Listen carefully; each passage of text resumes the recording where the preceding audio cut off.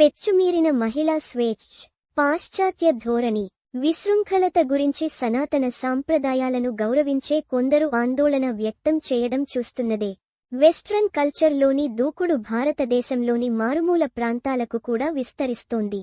ముఖ్యంగా స్మార్ట్ యుగంలో ఓటీటీల్లో బోల్డ్ వెబ్ సిరీస్లు యువతకు చాలా నేర్పించాయి.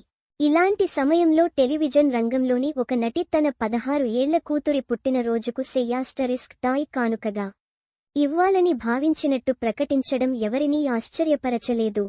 ప్రముఖ బుల్లితెర నటి గౌతమి కపూర్, నటుడు రామ్ కపూర్ భార్య, తన కూతురు సియా బర్త్డేకి ఎలాంటి కానుక ఇవ్వాలో తీవ్రంగా ఆలోచించానని, చివరికి సెయాస్టరిస్క్ టాయ్ లేదా వైబ్రేటర్ ఎందుకు ఇవ్వకూడదు అని ఆలోచించానని తెలిపింది. తన కుమార్తె వయసు ఇప్పుడు 19.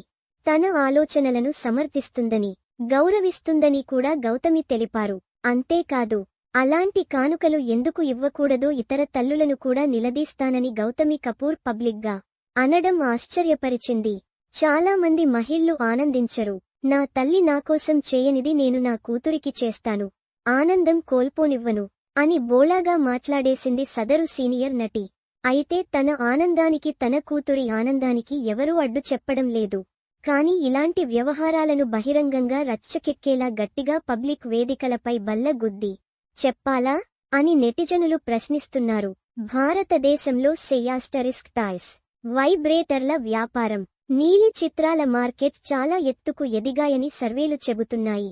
ఇలాంటి వేళ ఈ టీవీ నటి బోల్డ్ కామెంట్ పరిస్థితికి అద్దం పడుతోందని విశ్లేషిస్తున్నారు.